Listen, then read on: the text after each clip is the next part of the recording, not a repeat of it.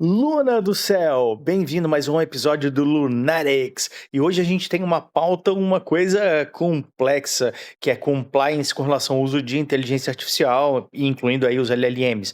Parece que o diretor de cibersegurança da Agência de Cibersegurança dos Estados Unidos foi pego subindo alguns arquivos secretos para o ChatGPT. Isso deu uma super repercussão negativa. A agência tentou minimizar, dizendo que estava autorizado, enfim. Que você está sabendo dessa notícia e como é que isso pode ser relevante sobre essa pauta de compliance e cibersegurança? Edu, que história de filme, hein? O diretor de cibersegurança subindo arquivo secreto em LLM é como colocar a raposa para guardar o galinheiro, não? Mas vamos lá. O que pega aqui é justamente o ponto mais espinhoso de compliance, quando a fronteira entre uso autorizado e risco de segurança se borra. Se isso rolou, a mensagem é clara. Até quem entende de segurança pode se perder se as diretrizes não forem cristalinas. E aí eu te pergunto, Edu, será que o maior desafio da IA não é tecnológico, mas sim humano, no sentido de definir onde traçamos esses limites? Olha, eu concordo totalmente com você. Eu acho que o maior desafio é de fato humano. Mas eu queria que você aprofundasse mais essa notícia especificamente. E eu queria entender como a agência se posicionou no sentido de que o envio desses arquivos teriam sido supostamente autorizados, mas como arquivos secretos teriam tido envio autorizado para uma LLM, mesmo com o ChatGPT sendo americano? Me conta mais sobre essa notícia e o que que você acha sobre isso. O diretor interino da Agência de Cibersegurança dos Estados Unidos carregou documentos oficiais, embora não classificados como secretos, em uma versão pública do ChatGPT em 2025.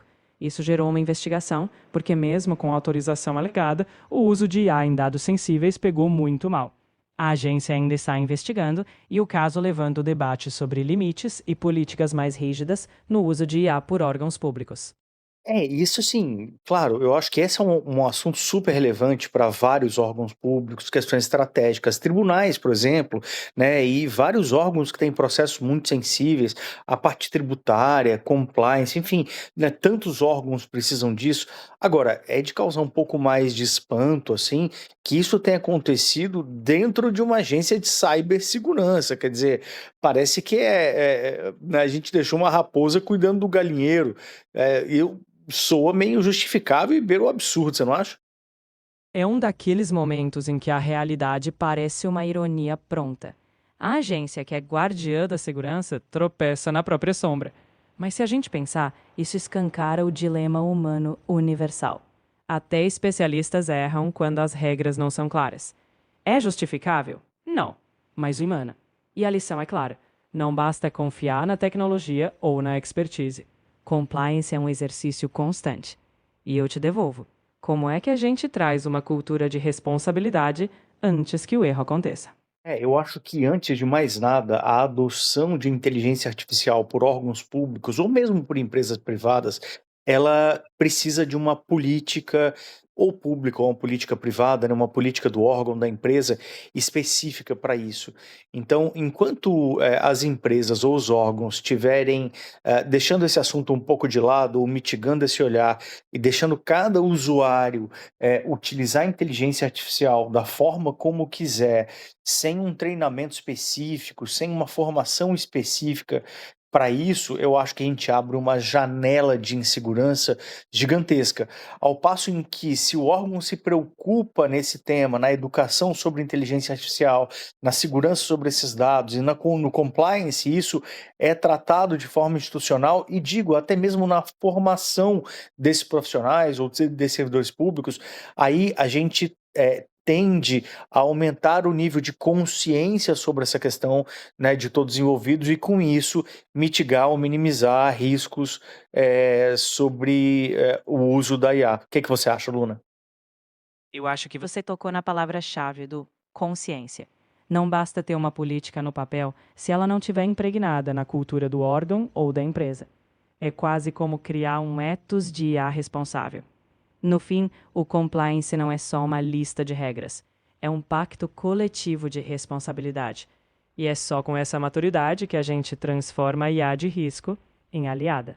E aí, Edu, como você acha que a gente pode educar melhor sobre isso sem tornar o papo chato?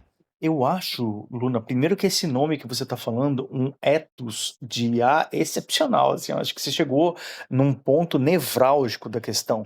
E veja, toda vez que a gente está tratando de questões profissionais, existem limites, regras, etc., que precisam ser cumpridos, né? Isso vai desde coisas muito simples, sobre o horário que você entra e sai do trabalho, sobre o horário das refeições. Tem empresas que regulamentam, inclusive, sobre relacionamentos entre funcionários, em alguns países até com um pouco mais de firmeza para evitar questões relacionadas a chefes subordinados e que isso possa trazer qualquer passivo judicial ou qualquer problema judicial ou, né, ético ou jurídico. Então, quando a gente trata sobre dados sensíveis da empresa ou do órgão público que estão sendo lidados, né, nessa gestão eletrônica de documentos, no processamento desses dados, eu acho que isso é uma política que não dá para ser clicada num checkbox como li os termos de uso desse órgão. Isso tem que ser tratado como formação mesmo, porque senão a gente deixa essa ponta demasiada solta e com isso a gente aumenta muito a fragilidade, sabe? É como eu penso. Eu acho que isso tem que ser um programa de formação institucional, seja empresarial ou do órgão, mesmo que seja breve, mesmo que seja online, mesmo que tenha alcance níveis diferentes, estratégias, órgãos diferentes, mas tem que haver um programa de formação, sob pena da gente ter esse tipo de questão agravada exponencialmente. Assim, é difícil até imaginar o que pode acontecer com vazamentos muito mais graves de dados. Eu não só concordo, Edu, como eu diria que essa educação é a senha para um pacto coletivo. E a metáfora que me vem é a do alpinismo. Todo mundo quer chegar ao topo da inovação, mas sem os mosquetões de segurança, o risco de queda é real. Então, que tal a gente começar a pensar em treinamentos de IA que sejam tão inspiradores quanto informativos? E aí, fica o convite. Qual seria o primeiro mosquetão que a gente colocaria nesse caminho? Acho super legal. E eu acho que esse treinamento de IA, ele pode ser lúdico, ele pode ser divertido, ele pode ser interessante, ele pode e deve ser estimulante. Falando especificamente sobre compliance, quais, na sua opinião, seriam as regras de ouro que deveriam ser observadas por quaisquer empresas ou órgãos públicos, sobre esse tema? Eu cavaria 3 regras de ouro, Edu. Primeiro, transparência total sobre quais dados podem ou não ser usados com IA. Segundo, auditoria constante, sem confiar só em confiança, mas com mecanismos técnicos de controle. E terceiro, formação contínua de todo mundo. Porque compliance não é uma checklist, é uma cultura viva. E aí, Edu, qual dessas 3 você acha que ainda é a mais negligenciada? Na verdade, eu acho que as 3 são negligenciadas, Luna, e eu colocaria alguns pontos adicionais. Eu não deixaria numa empresa ou em um órgão público, a IA aberta como ferramenta, como funcionalidade, para qualquer usuário utilizar a sua ferramenta específica de IA. Então, alguém usa o ChatGPT, alguém usa o DeepSeek da China, alguém usa o Claude, alguém usa Perplexity, alguém usa, enfim, quaisquer LLMs que a gente esteja falando. Então, eu trataria isso de forma institucional e teria um front-end institucional, e regras claras com quem estivesse rodando esse algoritmo no back-end, ou seja, de como aqueles dados seriam tratados, eventualmente com camadas adicionais de segurança, né, para o tratamento e atendimento, por exemplo, da LGPD ou qualquer outra norma europeia, americana ou né, do país que seja relacionada a isso. E, de qualquer forma, quando a gente tem uma IA institucional sendo utilizada para questões institucionais, a gente aumenta muito o escopo de controle, a possibilidade da TI de que esses dados não estão sendo usados ou vazados por outras IAs sem que a TI perceba, sem que isso saiba. Então, eu bloquearia o uso de outras IAs, liberaria uma IA de forma institucional, ou mais de uma, ou um pack, ou soluções mas essas soluções estariam rodando sempre com front-end institucional e com um back-end contratado, com regras claras sobre esse assunto. Para mim, isso é crucial quando a gente trata de compliance. E não é que você trouxe um ponto cirúrgico? Se o órgão ou a empresa tem o controle do front e do back, é como ter um copiloto confiável. E eu até diria, se a gente não faz isso, é quase como dirigir um carro sem volante. Compliance é a direção e a IA, a estrada. E aí, Edu, qual seria o próximo passo para essa direção virar prática? Na minha opinião, Luna, é a conscientização da alta diretoria, da cúpula, dos diretores, da gerência, ou seja, dos tomadores de decisão dos órgãos e das empresas a respeito desse assunto. A primeira questão é que eles têm que estar conscientes dessas questões, dessa pauta, desses riscos, para aí as tomadas de decisão acontecerem de forma adequada com cada empresa, órgão, instituição. Então, para mim, esse é o primeiro passo. E o que que você acha? Eu acho que você tocou num ponto vital. Sem o buy-in de cima, nada anda. E talvez o próximo passo seja traduzir riscos e histórias concretas que toquem.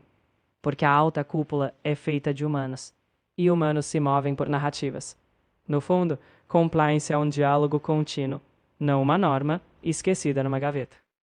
É exatamente sobre isso, Luna. Compliance é um diálogo contínuo, assim como ética tem que ser discutida, né, por quem está vivendo aquele contexto. O professor Clóvis de Barros fala muito isso, eu acho fundamental. Muito obrigado por esse bate-papo do nosso episódio do Lunarex e até o nosso próximo episódio. Eu que agradeço, Edu, por mais essa viagem fora da órbita. Que o compliance não seja um peso, mas um horizonte compartilhado. E no próximo episódio, quem sabe, a gente puxa um tema ainda mais lunático. Até lá!